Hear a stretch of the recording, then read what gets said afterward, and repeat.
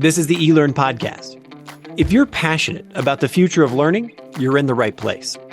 The expert guests on this show provide insights into the latest strategies, practices, and technologies for creating killer online learning outcomes. My name's Laddick, and I'm your host from OpenLMS. The eLearn podcast is sponsored by eLearn Magazine, your go-to resource for all things online learning. Click-by-click how-to articles, the latest in EdTech, a spotlight on successful outcomes and trends in the marketplace. Subscribe today and never miss a post at elearnmagazine.com. And OpenLMS, a company leveraging open source software to deliver a highly effective, customized, and engaging learning experience for schools, universities, companies, and governments around the world since 2005. Learn more at openlms.net. Hi there, I'm Laddick. This episode is part of a live real-time series that I recorded at the 2022 EDUCAUSE conference in Denver, Colorado.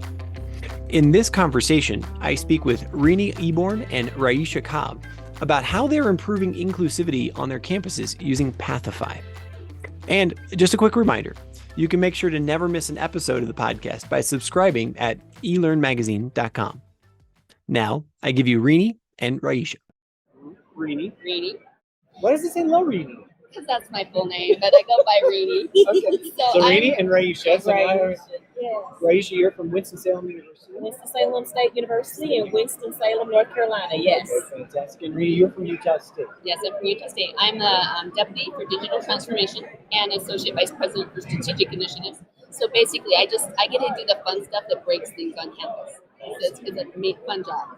And I'm the Associate Provost and Chief Information Officer for the campus. We provide centralized IT support. So I get to do all her fun stuff and maintain services and operations and everything else to the campus. So it's a little bit fun. They pay me that fun conversation. That's awesome. I want to talk. Yeah. Right? That's what I want to do. Well, so tell me, let's just start with, tell me about your panel. It was about inclusivity in campuses, why this is a critical component of the future. What were some of the key points that came out in the panel in the beginning? Yeah, so the reason we were even involved in doing this panel is because the last 2 years, all of us across the nation have been in kind of upheaval with the pandemic, right? All of higher education and our vertical has been responding rapidly to all the changes. And a lot of our campuses went virtual. And so our students, we started realizing there were unmet needs for our students. So we were pushing everything online.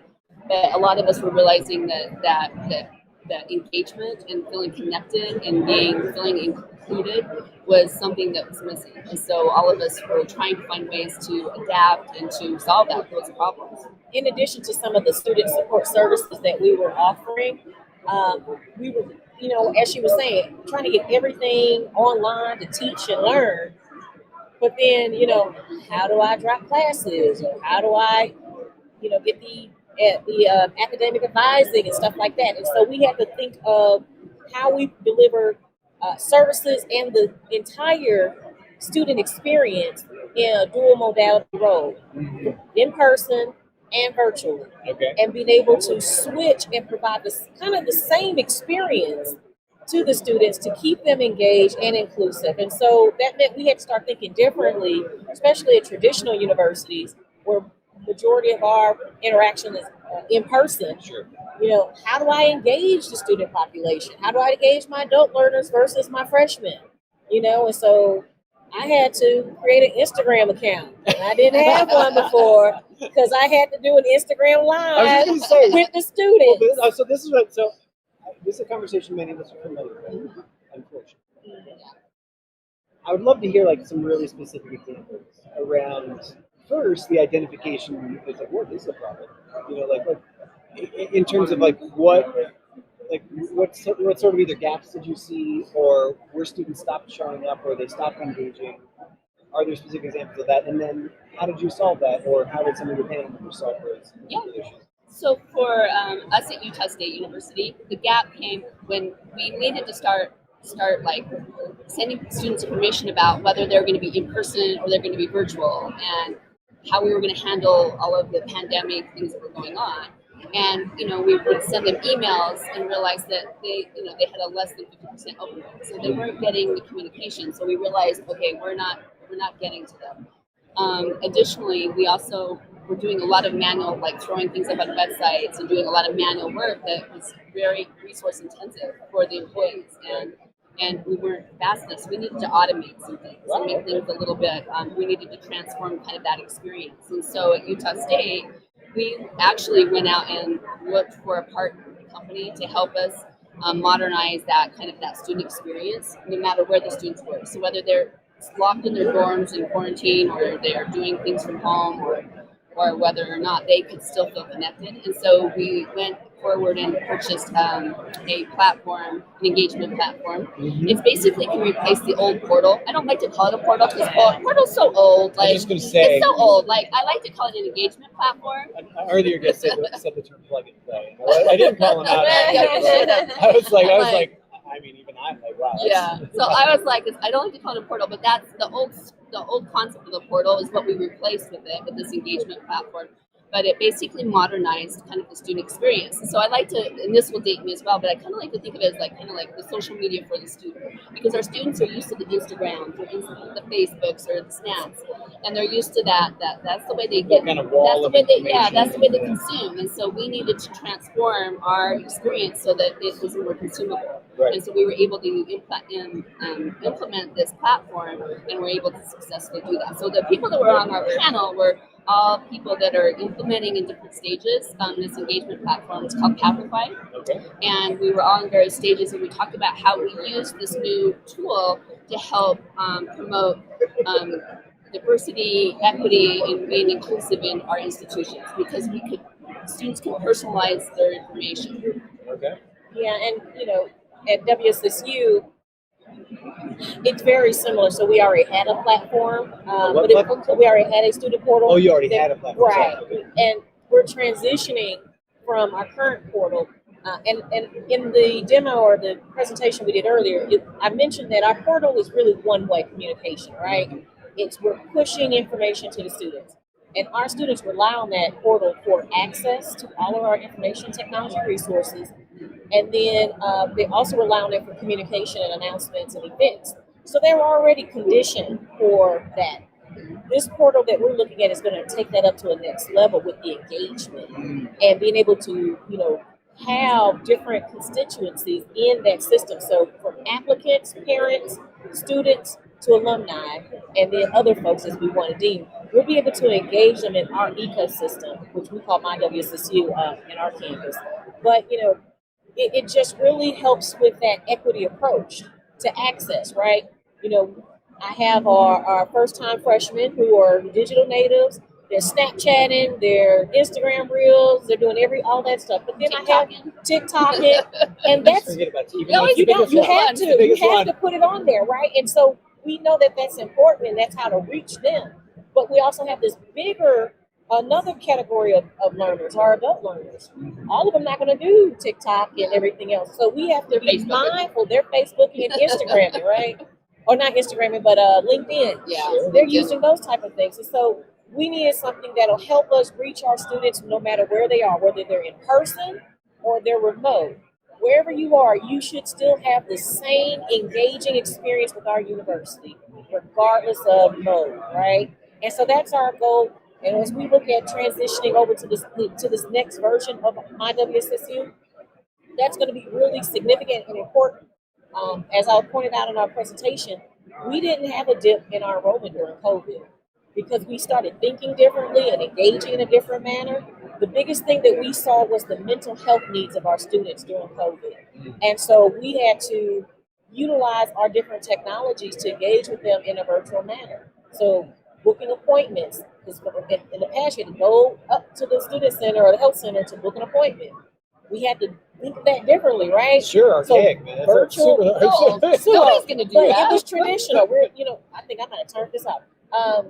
We were traditional. Nope, not Okay, good. We're a traditional campus initially, and so that was okay for us. But as COVID came, we had to think differently. Virtual appointments, virtual sessions, in a HIPAA compliant way. And we ended up having to bring on external partners because we only had two mental health practitioners at the time, and we had to bring in other partners from the community to help with that need because it was just so great. You know, the isolation, folks being at home, and just it was wearing on our students. And now we're seeing on our faculty and staff now, right? Just the need to be on. And now we're looking at the mental health and work-life balance and addressing the needs of our faculty and staff as well. How in both of your institutions, how hard has it been for the institution itself to flex in this way?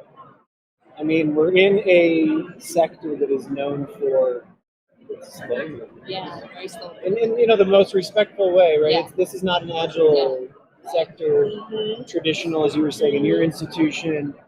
There's a lot of process and sort of machinery. So was this just an unbelievable shift? Has this broken the mold and now you're finding that the institutions have come out on the other side rejuvenated, evolved, different, you know, in a lot of ways? Did you notice like staff attrition and like people just like, I can't do this? I would jump in because for us it was very transformative, right?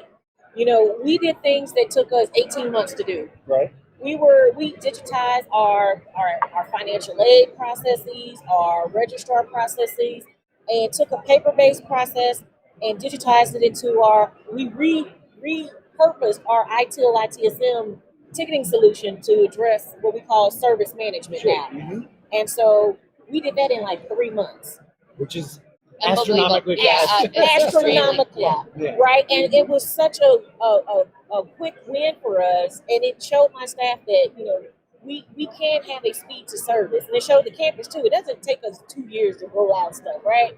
We can do this stuff in like 3 months, less than 6 months, to the point where now I have other units utilizing their system, and it doesn't take us 6 months. It takes us maybe 2 or 3 months. Get your forms, get your processes, your workflows in our system, and you start using it. And so we've had, you know, taken advantage of that. And our campus is open to more enhancements and I call modernization so that we can help them be more innovative in the end. So at Utah State, we actually have great sponsorship during this time. Our president, our vice presidents, they were all, as soon as they heard that our students had this need, they were all, Rene, go fix this, right? They were like, let's get this fixed like fast. And so it was the same kind of experience where what normally would take, you know, like an RFP process and going through all of that, we shortened that window and we literally implemented this platform in 3 months, less than 3 months, which was like, it's unheard of, right? Yeah. So I think that because of kind of that whole impact of that, I do think that it's transformed and it's modernized our campus. And then like you said, it's people's assumptions that things need to be longer. I think it's really helped, and I think it's going to be something positive for the future, that higher ed can really be more agile and kind of meet the needs of the students and the vendors and that where they're at. So I'm excited about it. I think it also helps our organizations to think differently, right? Like this whole process, the pandemic, we're thinking differently, not just the leadership, but like on the frontline staff are thinking differently and coming up with new ideas for enhancing procedures and processes and innovating. It's been a real spark of innovation within my campus to look at different ways to do things. So give me a fail. What? A fail. A fail? So like fail. So one of the things that We're perfect. One of the things that we tend to avoid, especially in our culture, is talking about that didn't. Yeah. Right? But I think it's also something that when we do talk about it, it not only starts to normalize it, but it's kind of one of those things where it's like, I don't know, I'm a parent, I don't know if you guys are parents, but it's like when you go to the play date with other parents or something and you're like, thank God. I'm so glad that your kids are like that. You know, it really. You're like, oh, good. It's not just my family. You know. So, it was there like one thing that you tried that really just fell on its face, or the students were like, no, that doesn't work, or anything like that you could. You're willing to follow? I actually do have a couple. So a couple things that when you ask like something that you know, like perceptions. The other flip side of the technology and that spark is a lot of people were, I think, it harmed online education a little bit because a lot of people were like, once they just wanted to go back to normal. That was like a really big Oh, phrase. that was a huge And yeah, let's just get back to normal. Just get back to the Yeah, classroom. and like even like faculty, staff, even all of us, we're all like, they're like, we're tired of Zoom, we're tired of that, and they're like, that's gonna go away. It hasn't. Every single meeting now has a Zoom link, and there are people Zooming in and out all the time. I think that just by nature, we've just accepted it. You know what I mean? And so, but I think that it was kind of hard on the whole online education space because people were like, even parents, like they had to Zoom elementary education. Like you're like, oh my gosh, I want my kids back in the classroom. I can't do this anymore, right? It was miserable. And so I think that was something that we learned was that there's got to be a healthy balance, and so it takes time and user adoption is gonna. It really is going to lead out the way we want. So we have students. We're actually redefining our course descriptions, like whether it's online or face to face. We're redefining those because this has changed. And so I think that thinking that we're going to go back to normal, it's gone. It's not normal. Yeah, and at WSSU we recognize that this is the new normal, right? And we're starting to invest in our online and distance learning programs again. We had them, we got rid of them. Now we're back. We have to bring them back more formally because we recognize the impact it's having to reducing the time to degree for our students. So, when COVID hit, we did all of our summer courses online, and traditionally that was not the case. You had to come back on campus. Can you imagine coming back for a 4-week class? It was a hardship for some of our students because then they had to pay for dorms and stuff like that. But when we switched to online, we had over a 60% increase in the number of students participating. Wow. So that tells me in passing, right? So that is access, right? Right. And that is the whole part of our presentation was being inclusive and providing access so everybody can come to the table and get what they need from an education perspective. Yeah, but from a failure, I think sometimes we were so fast at my campus to deploy technology, especially in our classrooms. So we recognized that none of our classrooms were set up for online or hybrid. And so we went through this whole exercise of making all of our classroom spaces and upgrading all our classroom AV to be hybrid and be able to do either support online fully or, the hybrid modality. We forgot to train people on how to use it. I don't know how this works. Come on, everybody knows. You just push that button. That was our failure. And so now, that was some of the things we're like, okay, this is great, but I don't know how to use it. Yeah. But that's just me being a smaller campus. I only had one AV person at the time. And so, he's working with the vendors to try to get everything else. And I'm like, okay, y'all, we have to circle back and start training people on how to utilize this technology. It's great. You saw that in our presentation to do this morning. We all set up and then we were all like trying to figure out how to do stuff. Raisha, she's all under hook and cord and taking the monitor down. We don't need a monitor. We're fine. Even today that would happen. I think what so talk to me about that aspect of it. There is a portion of this that there needs to be some entrepreneurial spirit. Yes. I'm willing to break. I'm willing to then put back together and be that person. And it sounds like both of you have engendered that spirit. Oh yeah. Have you found everybody on the panel? Is that now that was kind of the feeling. Is that now sort of campus wide as well, where people are kind of a little bit, maybe our professors a little bit more? Our professors are loving it. So I think they've taken. They're so entrepreneurial. We had to tell them, okay, wait a minute, you're going too fast. Your course says it's online, and your course says it's hybrid, but your course says it's in person. You can't just change it because you want to. So that has been an issue moving forward. But my faculty and staff have been so supportive of the changes that we've been trying to implement because, as I pointed out in our presentation, due to lack of funding historically, as a historically Black college and university, we always didn't have the resources, and so we were probably decades behind some of our peer institutions in technology, and so. I think they're open to having the newer resources because it helps them be more efficient, and it impacts our students at the end of the day. Reduces graduation time, reduces debt load, gets them out, and have them be productive members of society. Whether it's be an entrepreneur, because that's our new strategic plan is Unleash the Genius. That every student comes through, they graduate, and they have a business plan in hand, so that they can to build on that entrepreneurial spirit. And so, but I can't do that with antiquated, outdated technology, right? Because that's not what you're going to experience in the real world.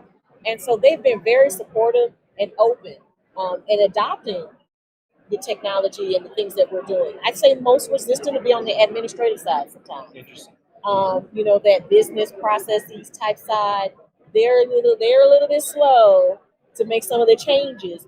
But then they're seeing on the academic side how they've just gone and like buzz speed light year ahead with some of the technology that we've been offering to them. And I was very strategic on some of these things, changing our subscription models for some of our tools from being just numbered to enterprise-wide licenses. So I could just bring on these people and not say, oh, we're going to charge you blah, blah, blah per user per year. I removed that barrier. I want you to utilize this technology as a strategy so they can help our students and help improve their experience. What about that mind shift too? I don't know if this happened on your campus as well, but it's like, I was actually speaking with another colleague yesterday about this. I'm going to try to characterize it where it's moving from a service model to a capacity problem, right? So it's like you went from can we serve, like, here's the ticket coming in, to wait, I've got this enterprise license, we have the capacity to do that. I'm just going to then make sure that you have access to those resources. Does that make sense? Was there any kind of that evolution?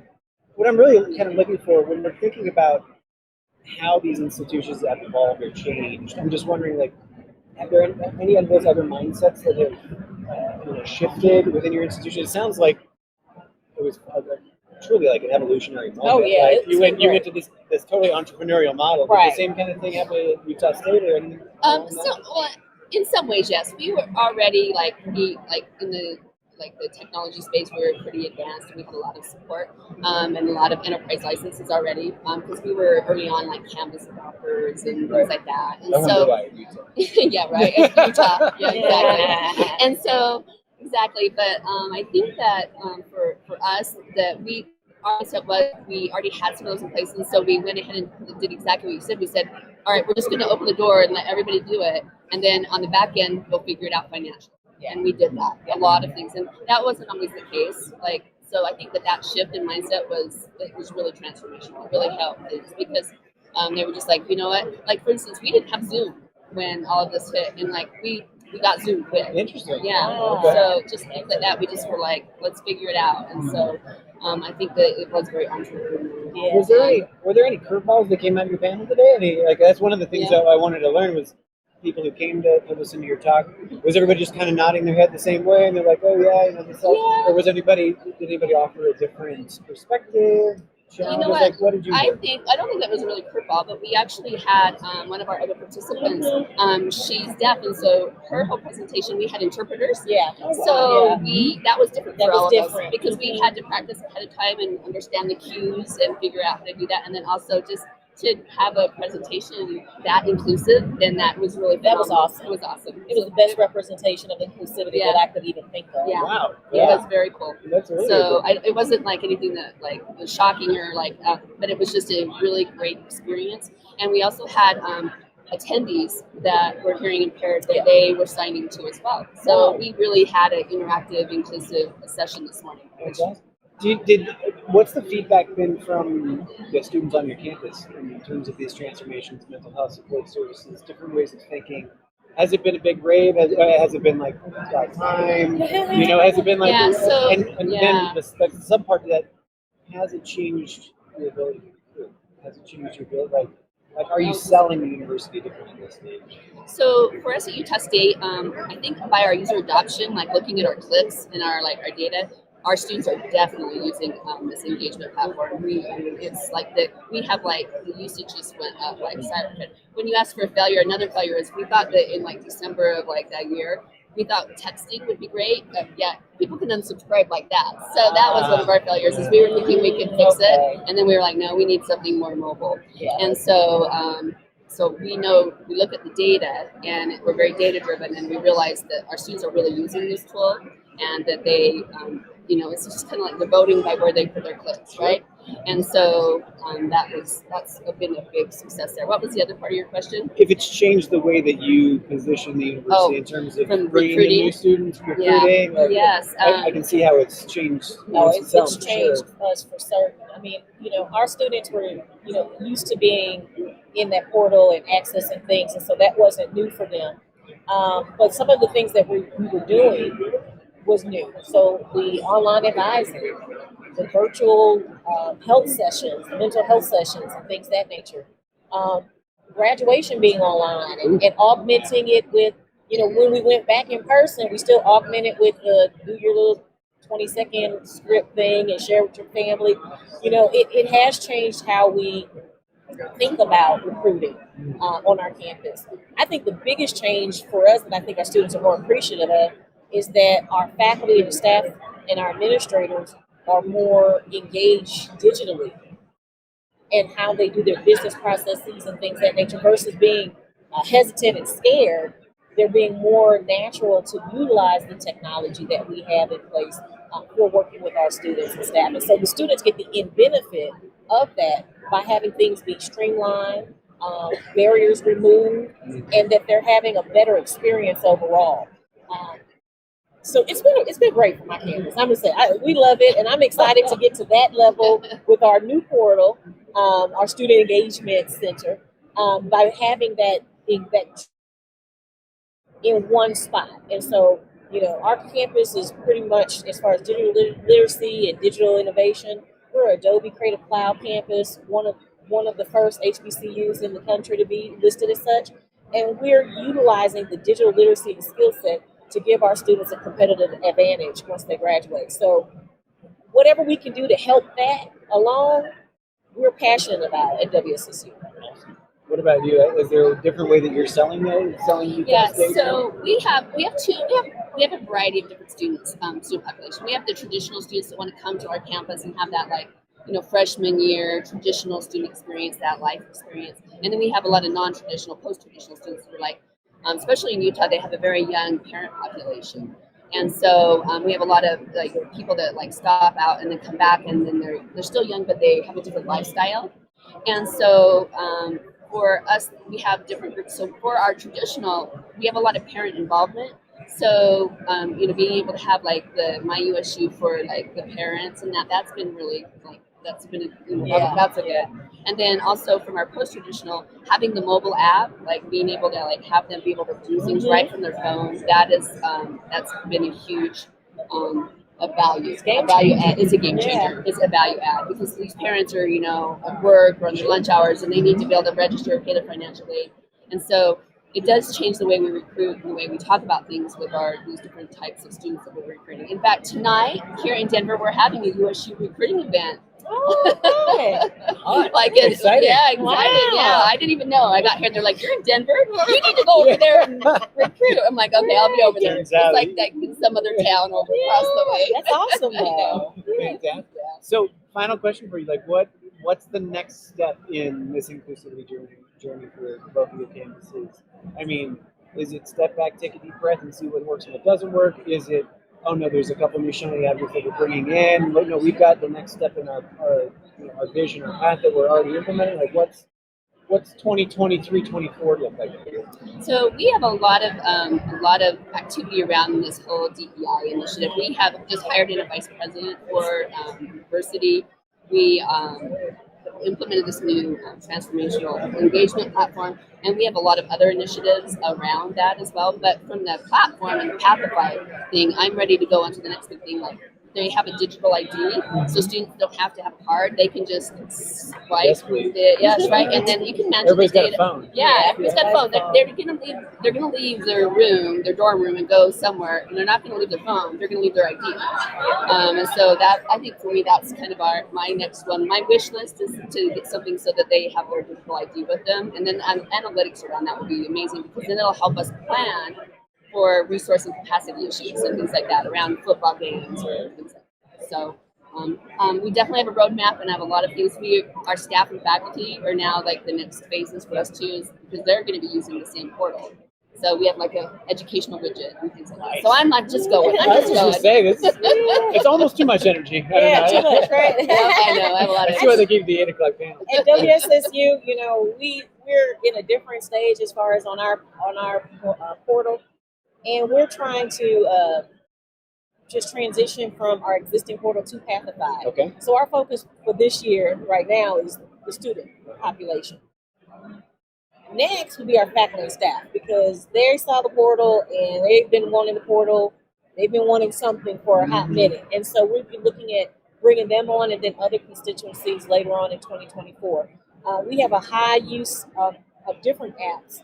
And so we'll be looking to consolidate some of those apps and utilize Pathify to help with that engagement, especially on our alumni side, especially when it comes around to homecoming and things of that nature. Just giving them a platform to engage with the campus. And then we have a lot of DEI initiatives as well, because we've just unveiled our new strategic plan for the next 8 years. And DEI is one of our strategies moving forward. And so, getting the metrics and putting that from plan to action will be some of the goals that we have for 2023 and 2024. So we're really excited. We got a lot of projects that go in support of high that. energy over here. I love it. I wish I would have come to the panel. Thank you so much for coming by today. Really, I wish you best at the cause. Thanks again for joining me for the eLearn podcast. Make sure you never miss an episode by subscribing wherever you listen to podcasts. Just push subscribe on your player right now. And remember, you can join the conversation live on YouTube, Facebook, and my LinkedIn feed every week. I hope to see you there. Thanks.